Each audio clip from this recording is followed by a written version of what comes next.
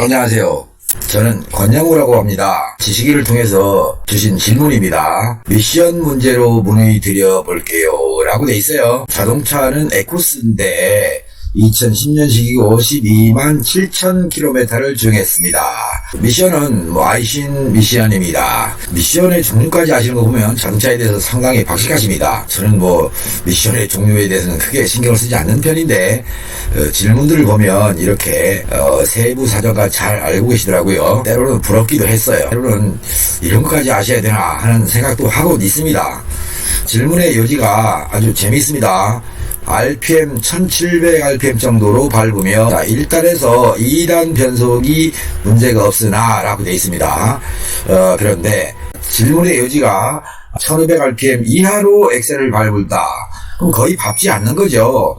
보통 750rpm, 650rpm 이 사이에 있는 rpm이기 때문에 1500 이하면 가령 1300이나 1400 정도를 밟는다 이런 얘기 아니겠습니까? 자동차가 울렁거린다. 울렁거리는 거는 엑셀 페달을 조금 밟아서 라고 생각할 수도 있어요. 그래서 아마 다른 곳에서 낙견들이 분분했던 것 같습니다. 지하주차장이나 시내 정체구간에서 나타난다. 또 오르막길에서도 나타난다. 아마 이거는 내리막길에서는 거의 없을 것이고 오르막길에서 나타나는 현상이 더 많을 것이라고 저는 생각합니다. 이 오르막에서 생길 수 있는 이유, 이것이 없었다면 다른 쪽으로 봐야 되는데 질문은 그런 쪽이 아닌 것 같아요. 자, 그래서 이 문제에 대해서 답변을 드리기로 결정을 한 것이고요. 이왕이면 텍스트로 답변을 드리는 것보다 제 육성으로 답변을 드리고 이 영상이 유튜브를 통해서 비슷하게 고민하는 분들한테까지도 도움이 됐으면 하는 바람으로 1대1에서 다대1 질문 이런 식으로 바꾸는 겁니다. 한번 보겠습니다. 이것 때문에 미션 오일을 바꿨다 그랬어요. 근데 의미가 없습니다. 이거는 바꿔봤자요. 어쨌든 간에 교환한 거니까 잘한 일이고요. 그런 증상은 원래 그런 증상은 조금씩 나타난다고 하고 다른 미션집에서 찾아가서 물어보니 별다른 대답을 찾지 못했다. 미션 오일 레벨링을 다시 봐야 하나 싶기도 하고 미션 초기화해야 되나 싶기도 하고 여기 전문가들한테 한번 물어본다. 자동차 고장이요. 특별하지 않습니다. 아주 재미있습니다. 그리고 쉽습니다. 그런데 우리는 너무나 복잡하게 생각을 해요. 자, 그것을 고칠 필요가 있어요. 혹시 이 문제를 가지고 스캐너로 진단해 보셨습니까? 스캐너 진단을 안 해보신 것 같아요.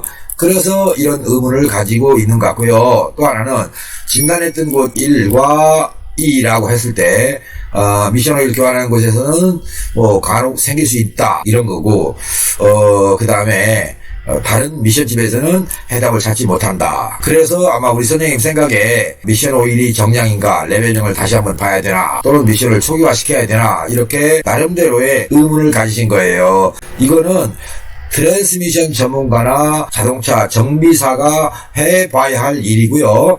또 생각해봐야 할 일입니다.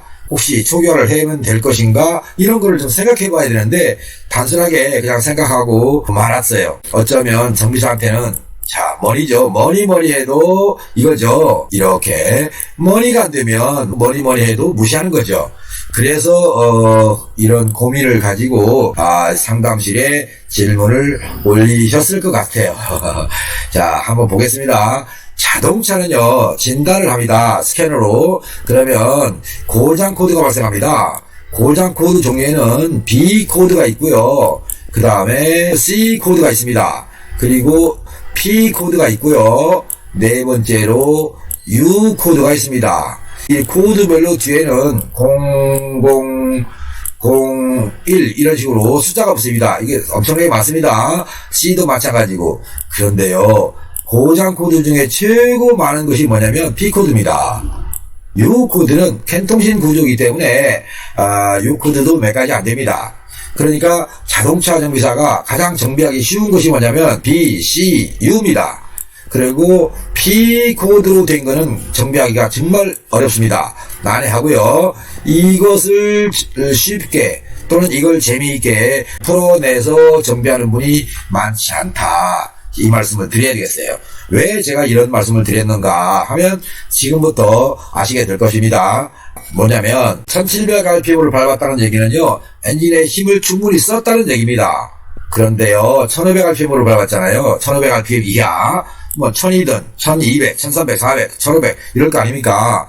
다양한 1500rpm 이하로 밟을 경우에 1단에서 2단으로 변속 시에 울컥거린다, 울렁거린다, 변속 충격이 있다 이거예요. 그러면 이것의 원인은요, 엔진 출력입니다. 엔진 출력. 그러니까 이 출력이 어떻게 많다, 세다, 높다 이거죠. 엔진 출력이 좋으면 문제가 없어요. 결론은 뭡니까? 엔진 출력이 약하다는 얘기입니다. 약하다. 그래서 문제가 생긴다 이렇게 생각하시면 됩니다. 다시 말씀드려서 P라고 하는 고장 코드를 말씀드렸죠. P 이거는요, P 코드는 파워 트레인입니다. 파워 트레인. 이렇게 엔진과 변속기가 하나로 연결돼서 이렇게 돼서 일으키는 고장을 P 코드로 명명하고 있다. 그래서 P 코드는 몇천 개예요. P로 된 거는 자동차 정비사들이 가장 애먹는 거. 자, P 이렇게요. 0, 4, 5, 0 이런 식으로 떠요. 그러면 이 부품을 교환하고 시작해요. 이게 교환하면 안 돼요. 왜? 바로 이 부품에 문제가 있는 게 아니거든요. 또는 이런 센서에 문제가 있는 게 아니란 말이에요. 이 말은 뭐냐면 이겁니다. 우리 선생님께서 병원에 가셨습니다. 병원에 가서 진찰을 했어요. 그랬더니 의사가 뭐라고 합니까? 가장 먼저 혈압을 보자고 합니다. 혈압. 자, 이렇게 혈압을 측정했어요. 그랬더니 가령 140에 60이 나왔어요. 이런 혈압이 나오면 상당히 건강에 안 좋습니다. 그러니까 140, 수축기 혈압 140, 이완기 혈압 60 이렇게 나왔어요. 그럼 일반적인 혈압은 어떻게 나옵니까? 120에 보통 80이 나옵니다. 심장이 수축될 때 120, 그 다음에 심장이 수축됐던 심장이 팽창할 때 80, 이게 정상이라고 그래요. 그런데 이런 혈압이 병원에 가서 진단했더니 이렇게 나왔다. 그러면 이거를 보고 의사들은 뭘 하냐? 약을 처방합니다. 혈압약. 이렇게 약을 처방해요. 그런데 정비사는 혈압을 측정해준 혈압계를 바꿔요. 혈압계를 교환을 해버려요. 이런 원리예요. 무슨 말씀이에요? 아니, 혈압이 높게 나온다고 혈압계를 바꾼다? 이런 원리로 정비사가 들어간다는 거예요. 이게 정비사예요. 정비사 방식. 이렇게. 의사나 약사는 약을 처방하죠. 이게 정상이라 이 말이에요. 이게.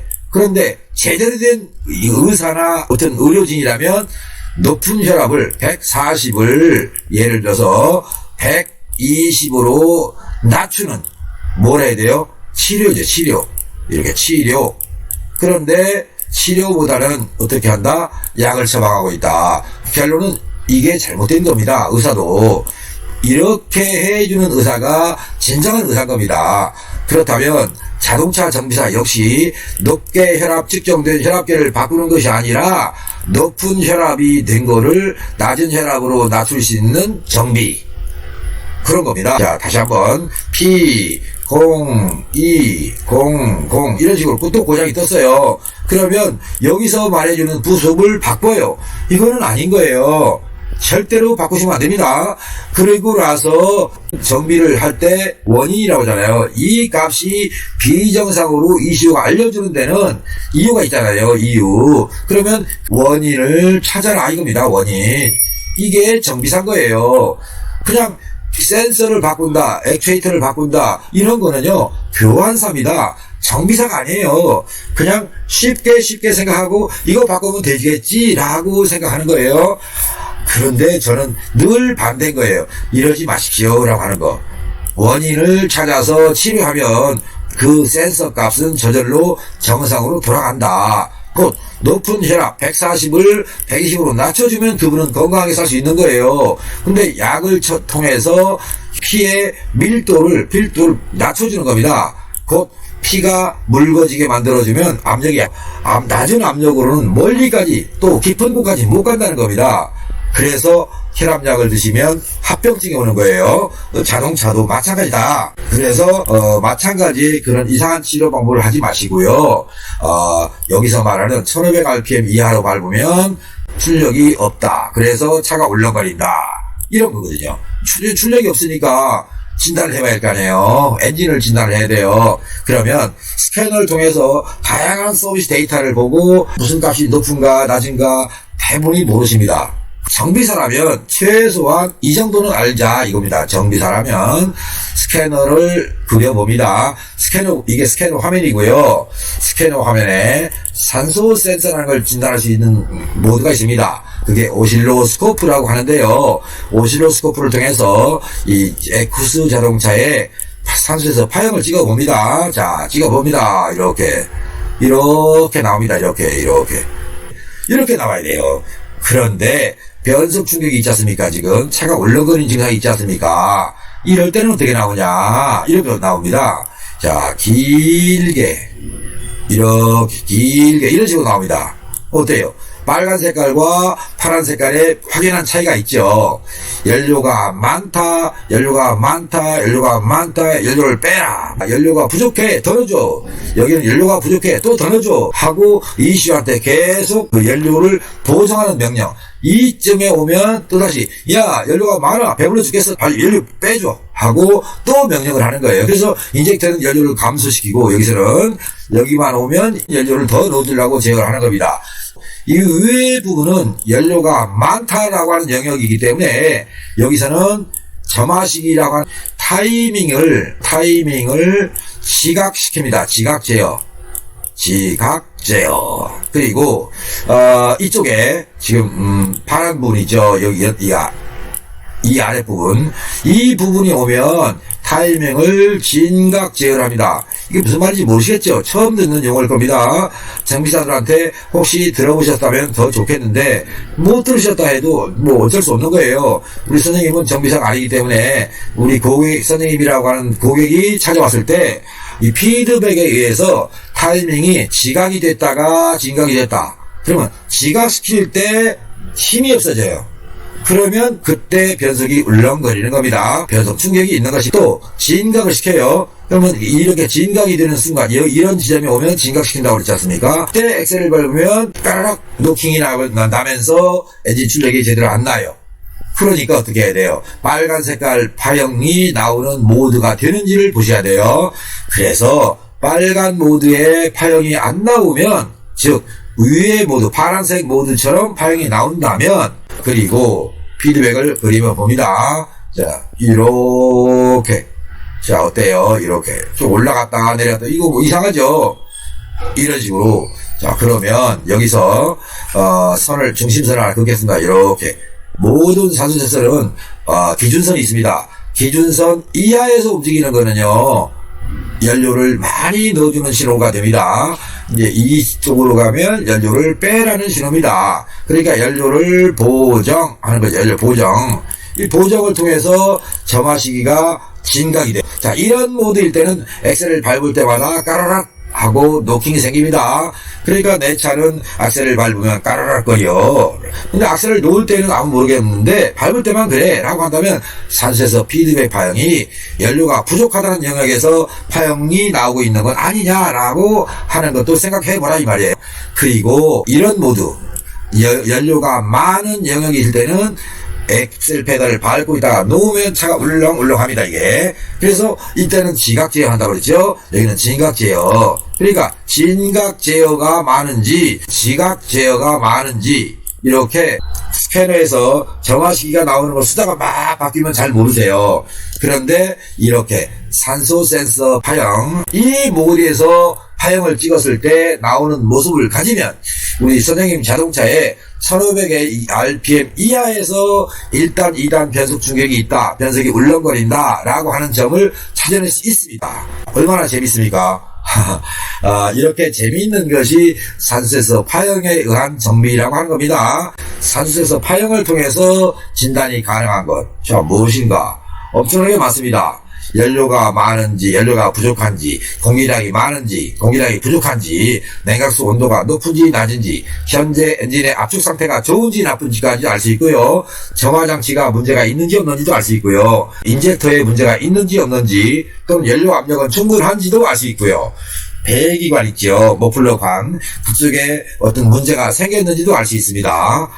각각의 센서 값은 물론 인젝터 분사와 점화 시기, 그리고 EGR 저량 등등등 많은 것들이 있는데요. 그 중에 엔진 제어의 핵심이 되는 것들 10가지 미만이에요. 그런 것들을 알 수 있습니다. 뭘 통해서? 산소 센서를 통해서. 산소 센서입니다. 얼마나 좋아요. 그런데 대부분의 정비사들은 산소 센서를 무시합니다. 혹시 우리 선생님 진단할 때, 엔진 진단할 때 이런 거 보셨나 모르겠어요.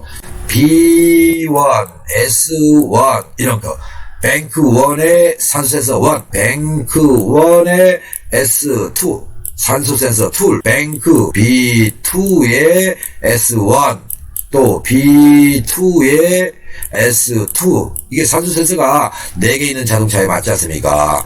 그러면 이렇게 돼 있을 때 필요 없는 정비를 안 하시게 됩니다. 곧 낭비 없는 정비를 안 한다는 얘기고요. 제대로 된 정비를 할 것이고, 자동차 수명도 길어지고, 선생님 자동차의 출력도 좋아지고, 배출가스 문제, HC 이런 거 있죠. 탄화수소라고 하는 HC, 그 다음에 CO 가스, 일산화탄소라는 거, 그 다음에 NOx, 락스라고 합니다. 락스. 이런 것들 검사 가서 이런 문제로 불합격 맞을 일 없다, 이렇게 생각하시면 곧 이 산소 센서 정비가, 산소 센서 진단이 자동차 정비의 가장 핵심이 된다. 자, 이 말씀을 기억해 주시고요. 답변을 드리고는 있으나 이 답변이 우리 선생님한테 얼마나 심금을 울려줄지 저는 궁금하기도 하고요. 제가 드리는 답변이 우리 선생님 자동차가 정비하는데 좀 고민될 것이다, 이 말씀을 드리는 것이고요. 다만 확실하게 말씀드리는 것은 1500rpm 이하로 밟을 경우에 엔진 출력 부족으로 1단에서 2단이든 2단에서 3단이든 변속 충격이 온다, 변속시 울렁거린다, 이런 말씀을 드리겠고요. 산소센서 파형을 통해서 진단을 못한다면 첫 번째 플러그 갭 한번 확인해 달라고 하세요. 플러그 갭이 안 맞는다. 10중 8구는 안 맞습니다. 그래서 플러그 갭을 확인해 봐야 됩니다. 엔진이 좀 복잡하다 보니까 플러그 갭도 확인하라고 그러면요, 1, 3, 5번만 확인해요.